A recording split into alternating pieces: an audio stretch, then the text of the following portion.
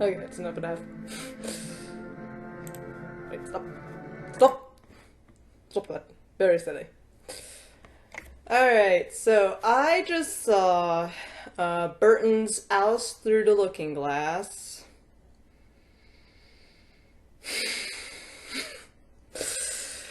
Okay, so let me break it down for you. First off, these movies that Burton's made, they shouldn't be titled what they are. They shouldn't be titled Alice in Wonderland or Alice Through the Looking Glass. Because that is misleading. Because the books, are nothing like this. Because Alice in Wonderland is when she's a kid. And, these movies are supposed to be sequels. Really, these titles should be Alice Returns to Wonderland or Alice Returns Through the Looking Glass. Not whatever this is. Which is basically a fanfic written by Burton, who's having fun with these characters and doing his own thing. Which, in a sense, it's perfectly alright to do this, in my opinion. I feel like it's okay to do your own interpretation of, whatever fandom. If it works and you're having fun with it, why not? But the thing is, these don't work. How should I say this? In this one, when I was watching this, I knew coming in, because I saw the first one. And it was just... It was special. It was very special. But it wasn't bad, but it wasn't good either. The problem with the Burton films is that he always tries to put it in an adventure in a strategic way. And, this is the form of government. This is how things are, blah, blah, blah, blah, blah. And, the problem with that is the Lewis Carroll thing with, the Alice in Wonderland books is that it was based off those times where things were quite mad and didn't make sense and everything was nonsensical. With these, stories that Burton's made, he tries to put some kind of strategic element that these things must align, or, in the first movie, the prophecies foretold that you must save the Jabberwocky, and they build it up, and they build it up, and it falls through. Because when Alice gets the vorpal sword and slices his head off, that was the end of it. Woohoo! And, Doug brought up a point, in one of the things, it's well, if it was a war, why couldn't they just all eat the Eat Me cookie and just, whoop! Stop the Red Queen right then and there. It's a good point. Why didn't they? And this one suffers from the same type of problem. There's too many things that if they were trying to do some kind of epic tale of this oh, we have to go back in time and save Hatter's family from this horrible thing that happens because they get captured or something, and I don't know, the Hatter's going madder than usual. He's losing his hair's turning white. He's oh, you're not you either, Alice. Basically what happens is, by the way, this movie starts off with Alice on a boat, which completely throws me off. I'm is this, where are we? Why are we suddenly in Pirates of the Caribbean? I thought we were watching Alice in Wonderland. Well, I mean, in the end of the first movie, it establishes, she's gonna take over her father's spot with, taking care of the ships and whatnot, and now she's a captain of a ship. And that's where we start off. We literally start off with her on a boat, fighting other boats, and they're in the water, and I'm what, where, what? Why is this happening? Why are we suddenly in this epic sea battlefront, It just... I don't mind Alice being, kick-ass and, like, showing off the, but to make it so obvious, I think is, no, not obvious. I would say so, cheesy. Cheesy is better. Because it's like, it's treating your audience like it's dumb, and I don't really care for that. Like, we get it. She's not of the norm. Like, you can do that, with her just, like, saying offhand things and just being quite her own, like, person. And just, like, no, that's, kind of whimsical and, like, and just doing her own thing. And just saying things that are out of the ordinary. I mean, the first one did fine. Granted that her acting wasn't as good. This one's a little better. In this one, Maya's performance, I think that's her name, Maya, she does a lot better here. Like in the first one, she was like, "Oh, hello, I'm Alice. Oh, look, I do a jig." No, that's not weird. That's the thing.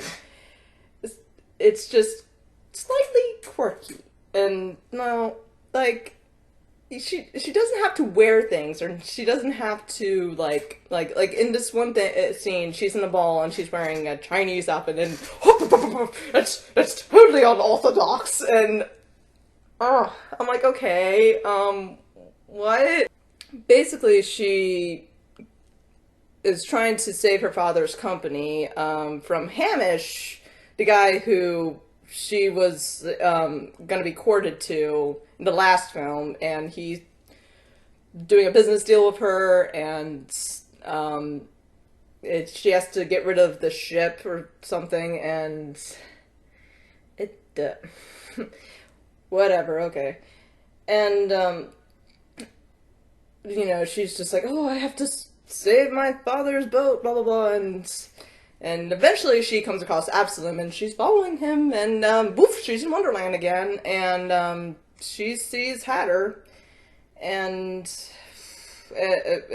like, right after, like, she talks with some people. By the way, it was so weird, like, when she first goes into, like, through the looking glass, she gets to see, like, all the chess pieces, and I'm like, we get to finally see the chess pieces, like the actual chess pieces, like the White King, and like, but the thing is, like, they're not like they're actual chess pieces, like they're moving about and going, whoa, and I'm like, well, okay, but you established the Red Queen as the Red Queen, why isn't she there? And then they had this like other chess piece set that were like black, and I'm like, oh, I see. We're just going to get rid of all the red whatever, and, just completely disregard the books entirely.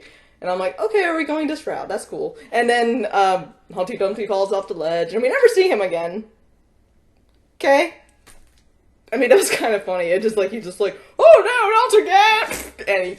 And he breaks apart. That was kind of funny. I mean, that was just like, oh, okay. Anyway, so anyway, I lost track about the Hatter. Alice goes and confronts the Hatter because her friends told her, oh, well, he's gone mad, he's gone more crazier than usual, and, everything's horrible, he's losing himself, and she's like, isn't he already mad? And they're like, yes, but he's more mad than usual, as in, like, he's gone cuckoo, he's off his bucket, his hair is turning white, it's terrible, and I'm like, so, in Wonderland there's a madness, but you can't be too mad.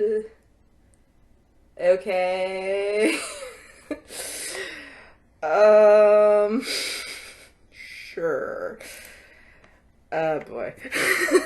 Like I said, where to start with this thing? So, how is he madder than usual? He still thinks his family is alive and he wants to save them.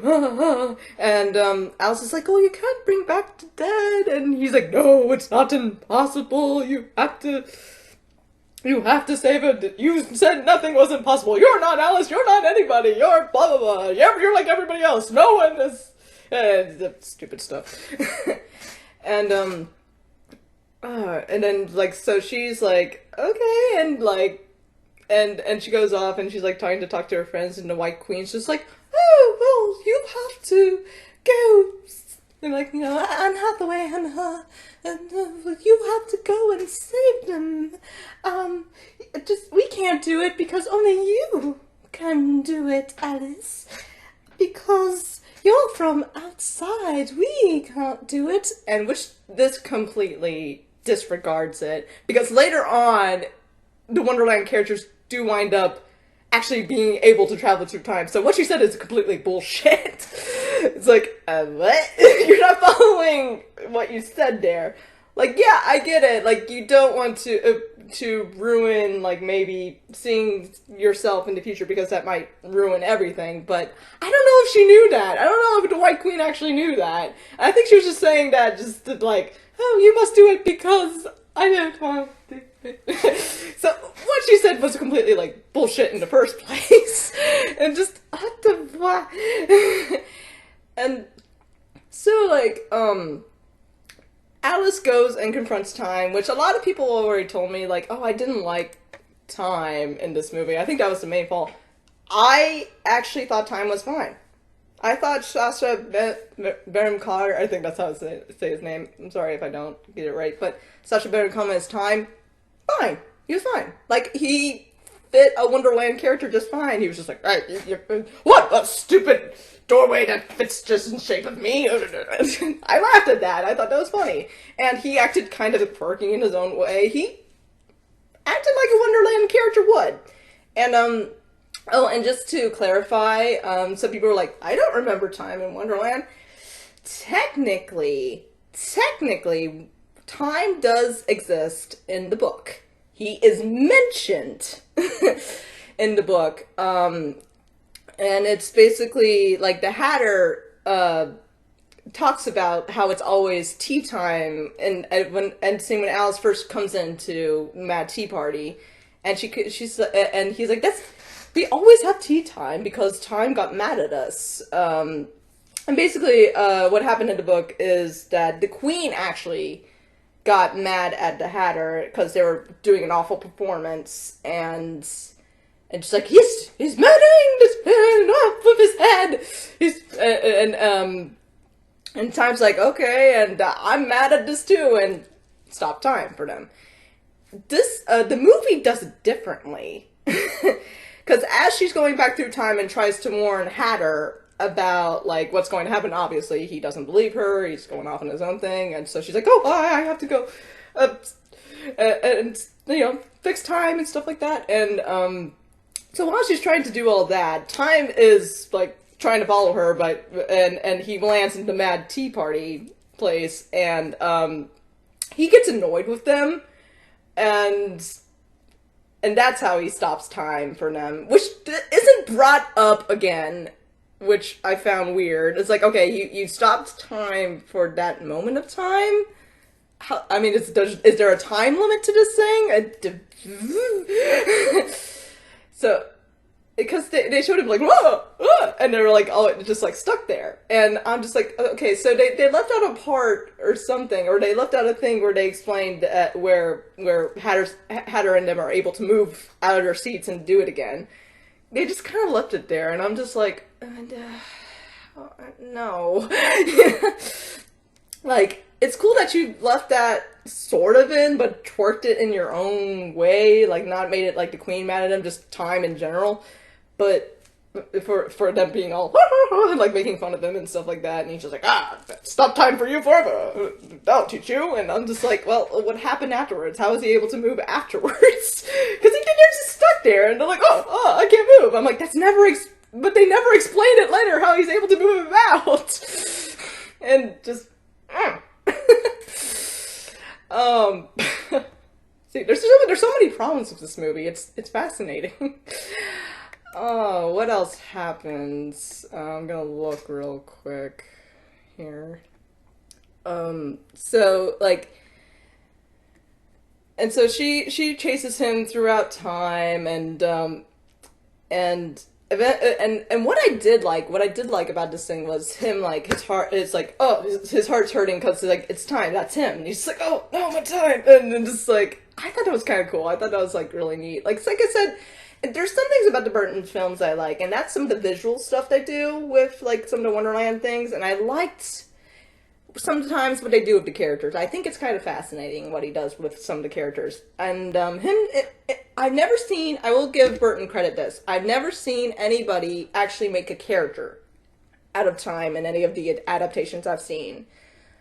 If there's one that I missed, please tell me, but I've seen most Alice in Wonderland adaptations, and I have yet to see anybody make a character out of time. The only one I ever saw doesn't even count, and it's like a dating simulator, and they made the character Time as one of the characters she could date. But yeah, it's a video game. Like I said, it's completely unrelated. It's basically its own thing. It was like from Japan. It's like Heart no Kuni no Alice, and it's like a manga series as well. It's basically it's a reverse harem series. It's better than Yuki-chan in Wonderland. Anyway, I'm getting sidetracked. Anyway, so she tries to stop the events, but she couldn't stop it. But she does find out what happened to Hatter's family, and that's basically like they're still with the Red Queen, with the little like ant farm that she has, and she goes back and she thinks Hatter's dying, but he's fine. It's just one of those, oh no, too late. No, he's okay. And she tells him everything's okay, and they race back, and they're like, oh, trying to save everything, and like I said, the queen goes back, and like through the time, even though established, oh, no, Alice is the only one. Oh, bullshit. Red Queen was able to go back, but her problem is she lost her temper, and she was like, ah, and she like sees herself, and that's what ruins everything, and they have to face back and put the clock back on the thing so it can fix everything. That somehow fixes time so the universe won't explode. Okay. Apparently there's logic in Wonderland now. I never knew that. There's a logic in Wonderland. There's actually a strategic storyline to Wonderland, but do tell. Oh, do tell. Gosh. Anyway, so she obviously fixes everything. Everything goes back to normal, and she goes back, and everything's fine, and yeah, that's the end of the movie. It was just, it's a mess. It's a mess of a film, and but did I enjoy it? There were parts of it that I liked. There were parts of it that I thought was very convoluted and just, oof. It's like the first one, basically, is that it was basically trying to tell this, like, epic story when it just doesn't work. And I don't know why Burton wants to make this epic tale of, like, things that are so out, like, not Wonderland-esque. It's just vaguely Wonderland. It's semi-Wonderland. Is that... and... no. And not only that, don't make the characters so... like the human characters so...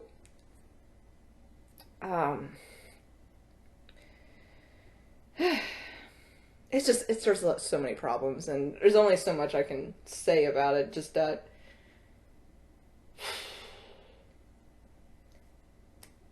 I was pretty disappointed. But I expected it to not praise me. Like, I expected it not to hold a high bar in the first place, so when I watched it and I saw all the plot holes, I was like, well, I expected that. But at the same time, it wasn't horrid. It wasn't bad. It just wasn't good. Which is, like, how I said the first movie was. It's not bad, but it's not good. So, basically, it holds the same kind of bar the first movie does. It's the same type of quality you'll get. Now, if you liked it, like, there is, like, a lot of elements. Like, I love the visuals, I love the characters and some of their, like, quirkinesses that they would have, that Wonderland-esque that they had. But the rest of the film, the problem is the plot does not have that Wonderland-esque feel. And they tried to, like, construct it. They tried to put logic in something that doesn't have logic to begin with. It the thing about Carol Lillian is that Lewis Carroll's writing is that it presents morals, it presents a journey, and to do it in this mad world that is basically like a dream world of the real world. And it's in his mathematical mind, he does that in puns and makes comedic things and just kind of makes fun of real life as it is and does it from a child's imagination. That was the point of the books. And Burton, took them and made a fanfic out of it. And that's essentially what these are. They're fanfics. If you enjoy that, that's okay. I thought it was okay. I thought, I liked some parts of it, and I liked some elements, and I didn't mind Time as a character, and I will credit this. They made Time a character, and he wasn't that bad. He was okay. Other than that, the reason why I'm disappointed is because I wish it was better than it is. And I wish the titles were different, and I just wish it was more Carol Lillian than it tries not. It just does not try. And I guess, like, that was the point, because I think somewhere in an interview he said he didn't really like the books to begin with or something. I might be wrong, which made me go, oh, that's why. He just wants to make his own thing and got the books and was like, I'm gonna make something else out of this, and okay, whatever, dude. But yeah, I just, like, try to work with the material and make your own thing, that's fine, but try to do it better than this. Like, if you want to make a sequel out of something, go for it. Like, have fun with, like, whatever fantasy genre you like, and go press your boundaries, go wherever, but try to make it fit what was established. Make it feel like we are already doing what was written, and make it follow a path that is like when you watch it, or when you see it on the screen, or when you feel like this is actually something that Lewis Carroll wrote, not and then the epic battle will commence, or we have to go back in time and set things right. No, like, if you're gonna make I would say, if I made a sequel to Alice in Wonderland where she's older, I would have her, like, just going back and just, like, seeing the madness of her dealing with what was around her in that time, and just, like, and how because this is all in her mind. This is all in her, like, dream. It essentially is, like, her dream state. And I would just, like, whatever is, like, is around her, like, whatever she's dealing with in real life, make that into the Wonderland setting with the characters, and even introduce new ones. See, that would have fit better if she was, like, if she's dealing with adult world things, and, like, that she doesn't quite understand, because, come on, guys, even in like, we say we're adults, but we still don't understand some things. I still don't understand some things, I mean. But yeah, that's all I have to say about the movie, and, yeah. It's okay. It's not horrid, but I wish it was better. I might do a review on it. I just wanted to have my 50 cents on it, or penny, or dime. Whatever. Whatever cents. But the point is, I hope that Burton does better. One of the trailers I saw was Peculiar Kids. So, I forgot the title. But yeah, he's making a movie out of that, and I just hope Burton does better with his movies, because right now his movies aren't doing too well, and I'm kind of worried. I'm like, I actually used to love Burton. I always was fond of Nightmare Before Christmas. I always liked Batman, he needs to do better, guys. He needs to step up. All right. That's all the time I have for her, and I'll see you next time. Maybe I'll do more of these vlogs. I don't know, but I had to tell you guys what my thoughts are on this film. Later!